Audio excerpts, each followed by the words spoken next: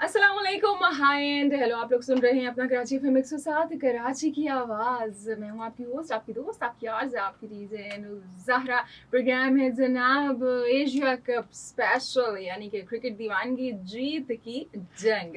और जी स्पोर्ट्स पे आपसे बात करेंगे। और आज का प्रोग्राम ना थोड़ा सा ज़रा हट के होने वाला है। आमतौर पर हम ऐसा करते हैं कि सिर्फ स्पोर्ट्स को कवर करते हैं और ख़ास तौर पे एशिया कप के जो ऑन गोइंग मैचेस हैं उन पे बात करते हैं, जो एक दिन पहले हो गया, या एशिया कप से रिलेटेड जो खबरें चल रही होती हैं उन पे बात करते हैं। सो आज के प्रोग्राम की स्पेशल बात ये है कि ज़रा कुछ हट के बात होगी, स्पोर्ट्स से हवाले से ही बात होगी, लेकिन कुछ जो रनिंग लीगल टॉपिक्स हैं उन पर भी हम बात करने की कोशिश करेंगे, जो कि ऑफ कोर्स पाकिस्तान की टीम से भी रिलेटेड हैं। सो आप लोग भी प्रोग्राम में शामिल हो सकते हैं। आप लोग हमें मैसेज कर सकते हैं। मैसेज करना चाहें तो जनाब नंबर बड़ा ही आसान है, 03398107 इज़ द मैजिकल नंबर। इस पर आप मैसेज भेजेंगे तो फ़ौरन से हमें मिल जाएगा और हम प्रोग्राम में शामिल भी कर लेंगे। और जी से एतमाद के साथ आप मैसेज हमें भेजें, और आप हमें कॉल भी कर सकते हैं 1111110107 021 का इजाफी कोड साथ ज़रूर डायल इन कीजिए। और जब हम एशिया कप की बात करते हैं, इस दफ़ा जो एशिया कप है ना वो बड़ा वखरा किस्म का एशिया कप है, निराला किस्म का एशिया कप है। वैसे तो पिछले 2-3 साल से आप नोट कर रहे होंगे कि बड़े शोर शराबे वाले एशिया कप हो रहे हैं। टीम्स की परफॉर्मेंस से हट के जो क्या कहते हैं ना, रूमर्स का बाजार गर्म होना शुरू हो जाता है उससे पहले ही, और हेडलाइंस और इंडिया पाकिस्तान के आपस में क्लैशेस, और जी जो दोनों मुल्कों के जर्नलिस्ट हैं एक दूसरे पे अटैक, इस तरह की बातें होना शुरू हो जाती हैं। लेकिन इस दफ़ा जो एशिया कप में हुआ है भाई, ऐसा तो कभी भी नहीं हुआ था। सो अब इसके जो साइड इफ़ेक्ट्स आए हैं, यकीनन वो काफ़ी अरसे तक रहेंगे। जैसे कि हम सब जानते हैं कि इंडिया और पाकिस्तान के मैच में 14 सितंबर वाले दिन क्या हुआ, जब इंडिया ने हैंडशेक करने से मना कर दिया, हैंडशेक कंट्रोवर्सी आई और वहाँ तक ही बात नहीं रुकी।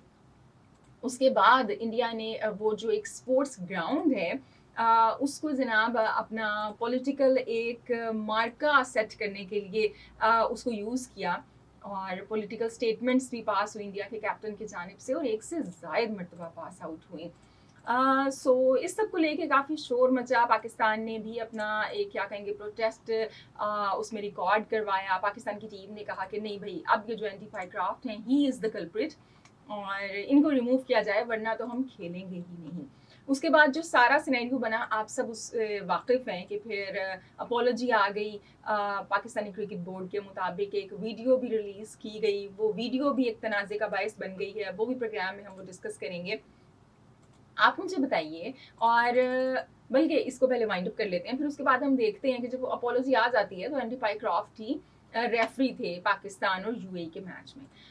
सो आप मुझे बताएं, ये जो पाकिस्तान क्रिकेट बोर्ड का इस सारे मसले को लेके ये जो सारा इंसिडेंट हुआ, जो स्टांस रहा उससे आप कितना एग्री करते हैं, उससे आप कितने फीसद एग्रीड हैं कि हाँ भाई पाकिस्तानी क्रिकेट बोर्ड ने बड़ा अच्छा स्टांस लिया और बड़े अच्छे से मैंडल जो मैटर है उसको हैंडल किया।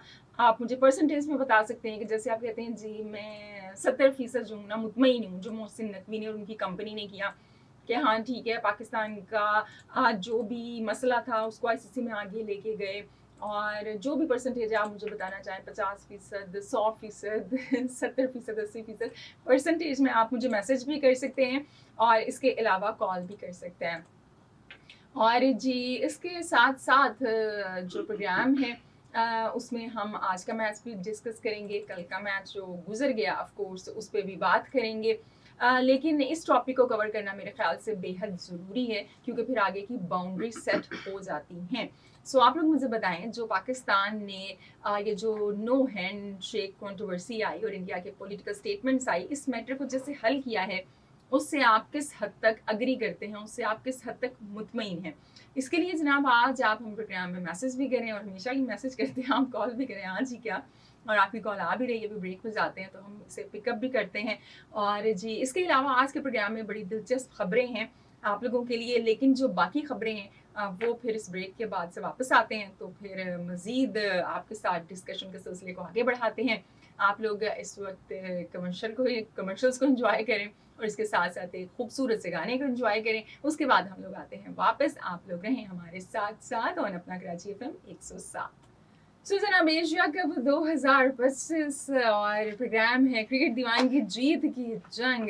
और जंग जो जारी है वो जनाब शुरू होने वाली है इंडिया वर्सेस यूएई के दरमियान। और इंडिया ने टॉस जीत कर आज बैटिंग का फैसला किया है। सो आज उन्होंने चेस के बजाय बैटिंग का फैसला किया है। पहली दफ़ा इंडिया की टीम ओमान के खिलाफ खेलने वाली है। इससे पहले ओमान की टीम इस टूर्नामेंट में अभी तक कोई मैच नहीं जीत पाई है। जब पाकिस्तान से खेले थे तो पाकिस्तान 93 रन के मार्जिन से जो मैच है ओमान के खिलाफ वो जीत गया था। इसी तरह जब हम यूएई की बात करते हैं तो यूएई भी बड़े मार्जिन से 42 रन्स के मार्जिन से ओमान के खिलाफ मैच जीत गया था। अब देखते हैं कि इंडिया के खिलाफ ओमान की परफॉर्मेंस क्या रहती है। सो कल के मैच की बात करें तो जो श्रीलंका वर्सेस अफगानिस्तान का मैच था उसमें श्रीलंका को जीत हासिल हुई। और जी अब हमारे पास जो दोनों ग्रुप्स हैं उनकी सुपर 4 मरहले की टीम्स आ चुकी हैं। एक जानिब क्वालिफाई किया है पाकिस्तान और इंडिया ने और दूसरी जानिब क्वालिफाई किया है बांग्लादेश और श्रीलंका ने। यानी वो जो भारतीय मीडिया की तरफ से हमें नई कहानी सुनाई गई थी कि India, not the India, Asia की, बल्कि नॉट द दुनिया ऑल्सो, एशिया की बेहतरीन जो दूसरी टीम है वो अफगानिस्तान है। सो जो दुनिया की नहीं, सॉरी एशिया की जो सेकंड बेस्ट टीम है वो हो गई है बाहर। अब मजे की बात देखें, जब एशिया की सेकंड बेस्ट टीम बाहर हो गई सो इंडिया की जानिब से स्टांस भी चेंज कर लिया गया। इरफान पठान ने पहले तो मोहम्मद नबी की कल जो एक उनका फायरी नॉक आई थी उसकी तारीफ की, और उसके बाद वो कहते हैं जब मैच अफगानिस्तान हार गया कि भाई अब जो श्रीलंका है वो अपने ग्रुप के अंदर अनबीटेबल है और श्रीलंका नो डाउट एशिया की सेकंड बेस्ट टीम है। सो इसे कहते हैं जी थाली का बैंगन। सो जो टीम पाकिस्तान के अलावा अच्छा खेल जाए वो एशिया की सेकंड बेस्ट टीम बन जाती है हमारे पड़ोसियों के लिए। सो जी ये मैच शुरू होता है तो इस पर बिल्कुल हम आपसे बात करेंगे। लेकिन इसके साथ साथ एशिया कप के अंदर जैसे कि मैंने आपको कहा कि क्रिकेट के अलावा भी काफ़ी खबरें बनती रहती हैं और काफ़ी बयानात जो हैं दोनों जानिब से आते रहते हैं, चाहे पाकिस्तान की बात कर लें चाहे इंडिया की बात कर लें। इस दफ़ा भी एक बयान आया है पाकिस्तानी क्रिकेटर की जानिब से, लेकिन वो इंडिया के लिए नहीं आया। वो जनाब एक स्टेटमेंट सामने आई है पाकिस्तान के लिए, पाकिस्तान बोर्ड के लिए और पाकिस्तान के चेयरमैन के लिए। किसने क्या कहा है हम आपको बताते हैं, लेकिन इससे पहले आपको टॉपिक बता देते हैं। आपने मुझे ये बताना है कि जो पीसीबी ने नो हैंड शेक कंट्रोवर्सी को और जो सूर्या कुमार यादव ने पॉलिटिकल स्टेटमेंट्स पास की थी उस वाले मैटर को जो डील किया वो उस यानी वो जो एक रिजल्ट आया उसका, उससे आप क्या मुतमईन हैं, उससे आप सेटिस्फाइड हैं। वो जो एंडी पाइक्राफ्ट को लेकर रिमूवल की बातें हुई, बाद में उनकी अपोलॉजी आ गई। सो आप बताएं आप किस हद तक मुतमईन हैं। इसके अलावा आप मुझे बताएं कि एशिया कप में सबसे ज़्यादा विकेटें किस बॉलर ने हासिल की हैं। सो इसके लिए आप हमें कॉल करें 11111107 और जो मैसेज करें 03398107 सो आप लोगों के मैसेज और कॉल्स हम शामिल करेंगे। कुछ कॉल्स मेरे पास आई भी हैं, लेकिन इस पहले स्टेटमेंट की जानिब बढ़ते हैं जी। सो सबसे पहले हम आपको ये बताते हैं, वैसे तो इस खबर से मुतालिक ये जो एशिया कप और पाकिस्तान की सारी कंट्रोवर्सी हुई थी हैंडशेक की, इससे मुतालिक दो ताज़ा तरीन खबरें हैं मेरे पास। लेकिन सबसे पहले हम जनाब बढ़ते हैं फॉर्मर पाकिस्तानी क्रिकेटर अतीकुज़्ज़मा की जानिब, जो कि पाकिस्तान में नहीं रहते हैं, इंग्लैंड में रहते हैं। उन्होंने पिछले दिनों बल्कि कल उनकी जानिब से एक स्टेटमेंट सामने आती है और उन्होंने एलिगेशन लगाए हैं कि पाकिस्तानी जो क्रिकेट बोर्ड है पीसीबी है उसके अंदर करप्शन है, उसके अंदर मिसमैनेजमेंट है और दोस्तों को नवाजा जाता है। और उन्होंने क्वेश्चंस रेज किए हैं पाकिस्तानी किट को लेकर। वो कहते हैं जो पाकिस्तानी किट है वो सब स्टैंडर्ड मटेरियल की है और उसके अंदर जो खिलाड़ी हैं उनको ज़्यादा पसीना आता है और ज़्यादा वो स्वेटी होते हैं, इस वजह से जो परफॉर्मेंस है मुतासिर हो रही है। वो मज़ीद एड ऑन करते हैं कि ये हो रहा है क्योंकि जो कॉन्ट्रैक्ट हैं वो मेरिट की बुनियाद पर नहीं दिए जाते हैं। अच्छा जी, यही जो पॉइंट है ये कमेंट्री के दरमियान भी डिस्कस किया वसीम अकरम ने और मेरे ख्याल से इंडिया के कोई कमेंटेटर थे मंजरेकर थे आई थिंक, या रवि शास्त्री थे, तब भी यही बातें हो रही थी कि पाकिस्तानी जो खिलाड़ी हैं उनको ज़्यादा पसीना आ रहा है, और जब हम दूसरे मुल्कों के खिलाड़ियों को देखते हैं तो वहाँ पे उनको इतना पसीना नहीं आ रहा। पाकिस्तानी खिलाड़ियों को देख के ऐसे वो लगता है कि सारी ड्यू जो है ना वो उठ के उस क्रिकेट स्टेडियम में आ गई है जहाँ पे पाकिस्तानी खिलाड़ी खेल रहे हैं। और ये मैटर जो है ये डिस्कस भी हुआ। सो इसी हवाले से फॉर्मर क्रिकेटर जो हैं पाकिस्तानी अतीकुज़्ज़मान, उन्होंने भी अपनी स्टेटमेंट जारी की है। अब देखते हैं कि पीसीबी इस पे क्या स्टांस लेता है। वैसे तो पीसीबी भाई पैसे वाला बोर्ड है और बड़ा इन्फ्लुएंस है। अगर चाहे तो जहाँ पे ये हैं पाकिस्तान से बाहर, वहाँ पे भी इनको लीगल नोटिस भिजवा सकता है अगर ये गलत हैं तो, और अगर सही हैं तो फिर तो बात फिर अलग है।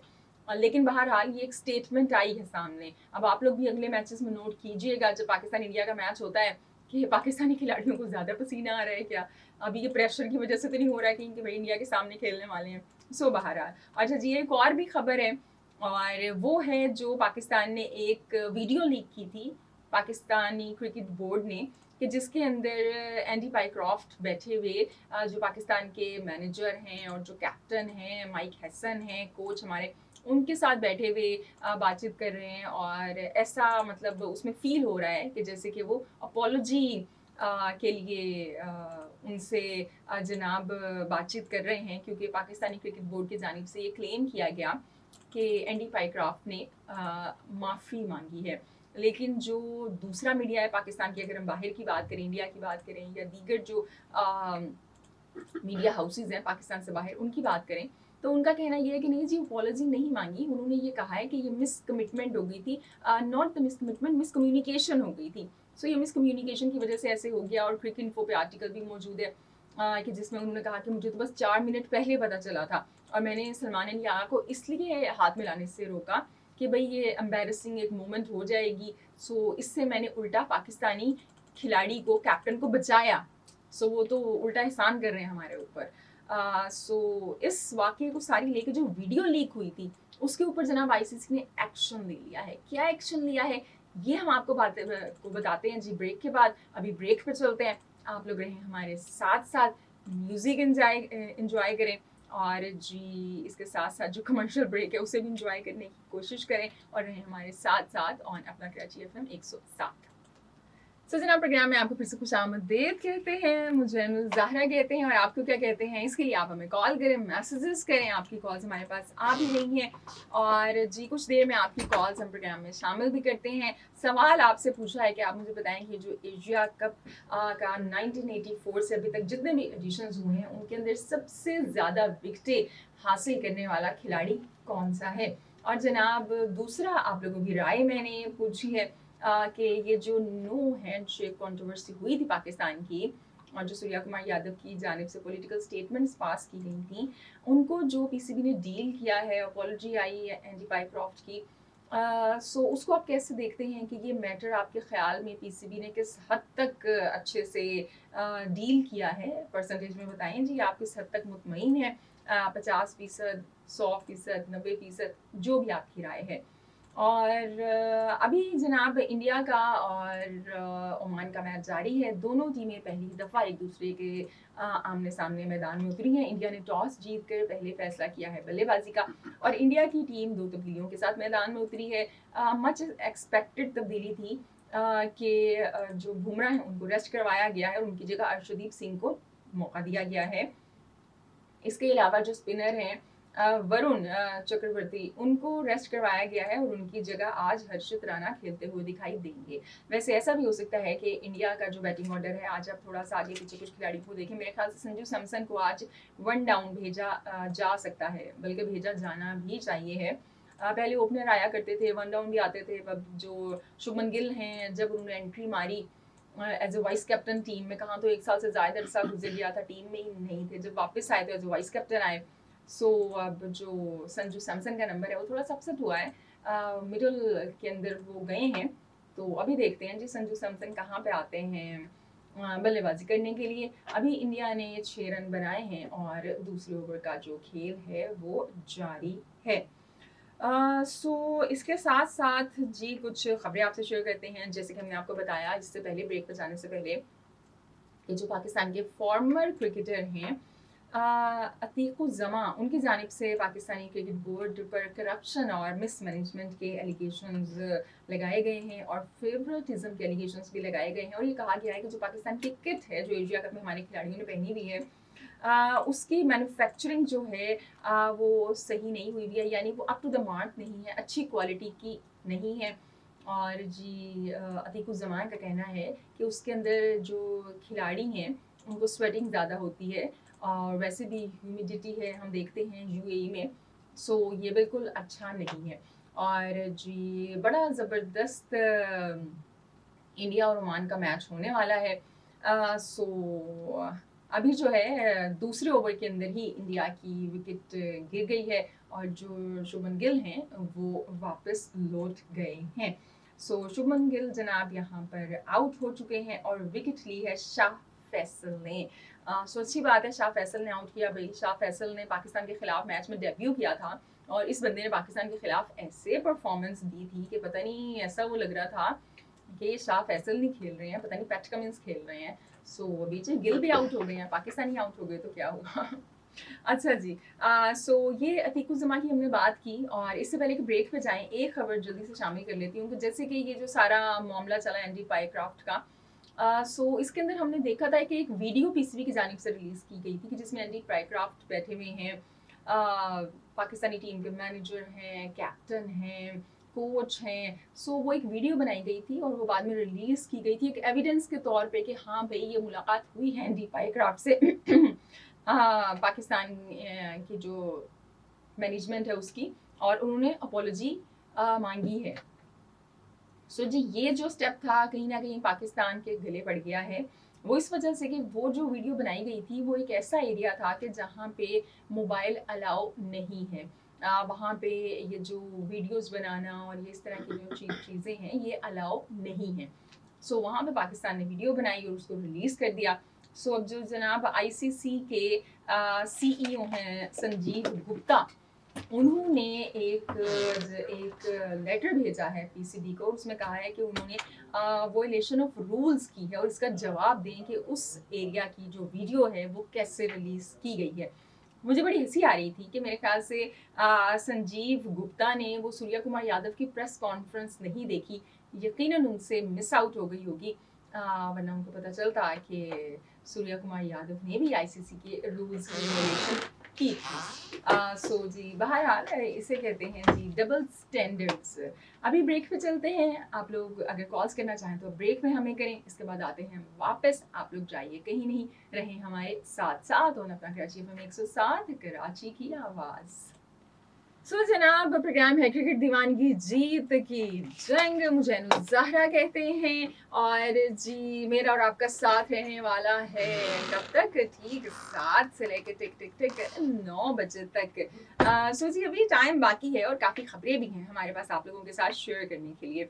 इंडिया का और ओमान का मैच जारी है और एक विकेट तो शुभमन गिल की जल्दी गिर गई, लेकिन अब जो इंडिया के बल्लेबाज हैं कि वो विकेटें गिर भी जाएं तो रुकते नहीं हिट करने से।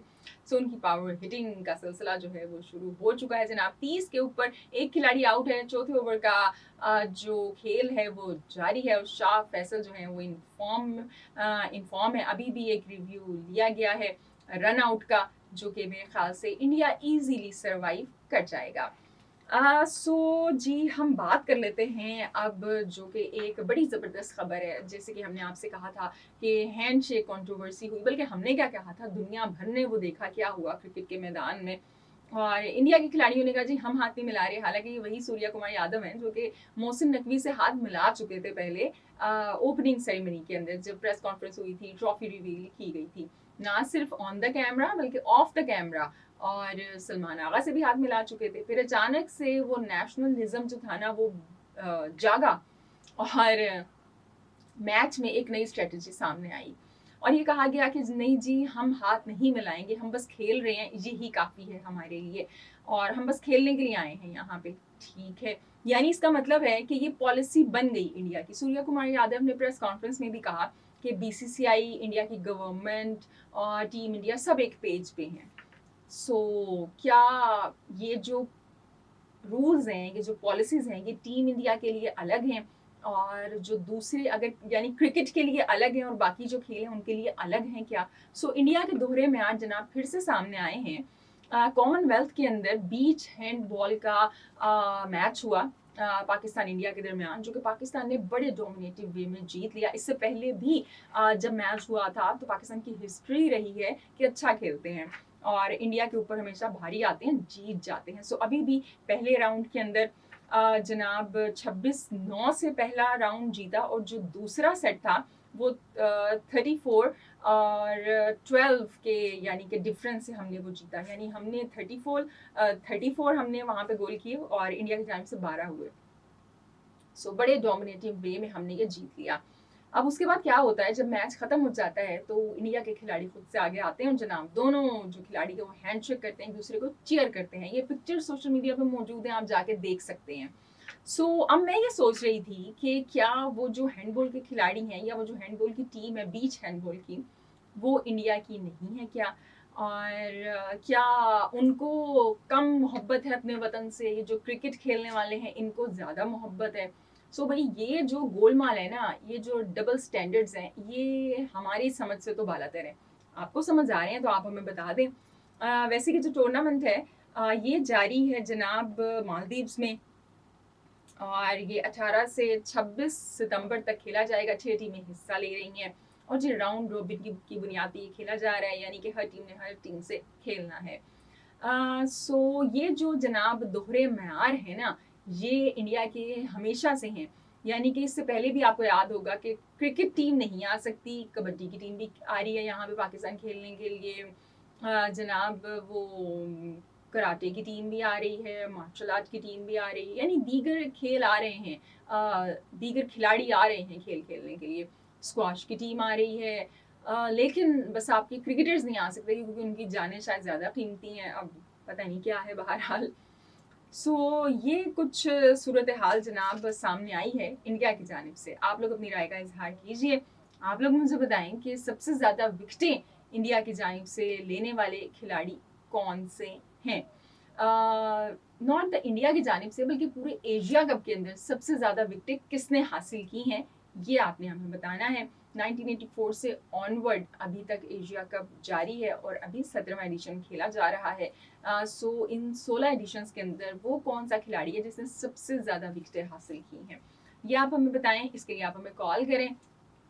नंबर है जनाब 11111107 और अगर मैसेज करना चाहें तो जनाब 03398107 इसके अलावा मैंने आपसे ये भी पूछा है कि अपनी राय का इजहार करें कि ये जो एंटी पाइक्राफ्ट का मामला था, इसको जो डील किया है पाकिस्तान ने, पीसीबी ने, इससे आप किस हद तक मुतमईन हैं? जी खलील ने हमें कॉल की, कहते हैं जी टीम हमारी बड़ी वीक है और कहते हैं कि हमें और स्पिनर्स लाइक अच्छे स्पिनर्स की ज़रूरत है, जैसे पास्ट में उन्होंने नाम लिया, खासतौर पर सईद अजमल की बड़ी तारीफ कर रहे थे ये कि सईद अजमल जैसे हमें स्पिनर्स की ज़रूरत है।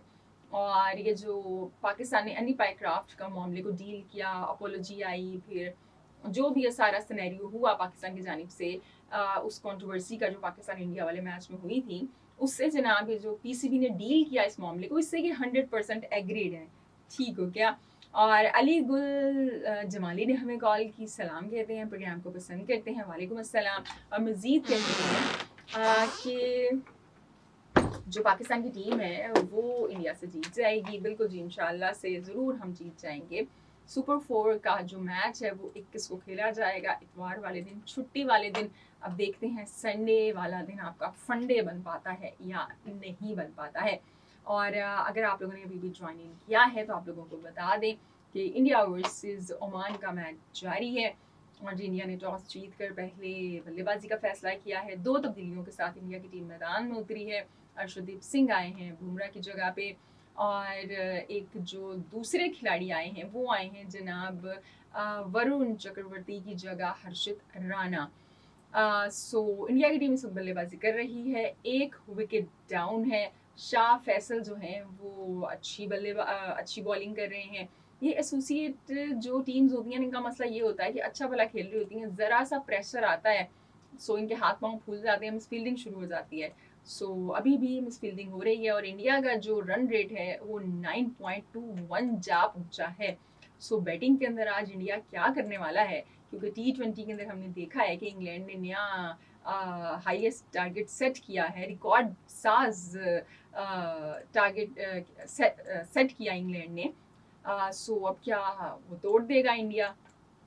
लेकिन मेरे ख्याल से मुश्किल है 300 प्लस क्रॉस कर जाना, क्योंकि जो कंडीशंस हैं उस तरह की हैं नहीं यूएई के मैदानों में। सो बहरहाल जैसे जैसे मैच आगे बढ़ता रहेगा हम आपको बताते रहेंगे, अपडेट देते रहेंगे। आप ये बताइए कि एशिया कप में सबसे ज़्यादा विकेटें हासिल करने वाले बॉलर कौन से हैं, और पाकिस्तान ने जो एंडी पाइक्रॉफ्ट की ये जो कंट्रोवर्सी हुई थी हैंडशेक की, उसको डील किया, उससे आप किस हद तक मुतमईन हैं। सो जनाब, अपना कराची FM 107 कराची की आवाज़ प्रोग्राम आप लोग सुन रहे थे, देख रहे थे, क्रिकेट दीवान की जीत की जंग। और अपना जो फीडबैक है वो हमें ज़रूर दें। आपको प्रोग्राम पसंद आ रहा है, नहीं आ रहा है, कोई चेंजिंग आप देखना चाहते हैं, कोई नए सेगमेंट्स आप चाहते हैं इंट्रोड्यूस करवाए जाएँ, तो ज़रूर हमें बताएं। सो जी, आज हमने आपसे सवाल पूछा कि आप ये बताइए कि एशिया कप में सबसे ज़्यादा विकेटें हासिल करने वाले बॉलर कौन से हैं। तो वो हैं जनाब श्रीलंका के मुरलीधरन के, जिन्होंने 30 विकेटें हासिल कर रखी हैं। मज़े की बात यह है कि इसके बाद भी श्रीलंका के बॉलर आते हैं, उसके बाद भी श्रीलंका के बॉलर आते हैं, यानी टॉप 3 के अंदर श्रीलंकन बॉलर्स हैं जिन्होंने सबसे ज़्यादा विकेटें हासिल कर रखी हैं अभी तक के एशिया कप के एडिशंस के अंदर। सो जी, प्रोग्राम को बस अब वाइंड अप करते हैं और अब आपसे इजाज़त चाहते हैं, और अब इंशाल्लाह से आपसे कल मुलाकात होती है। अपना ढेर सारा ख्याल रखें, हंसते मुस्कुराते हैं, क्योंकि आप मुस्कुराते हुए अच्छे लगते हैं। अल्लाह निगहबान।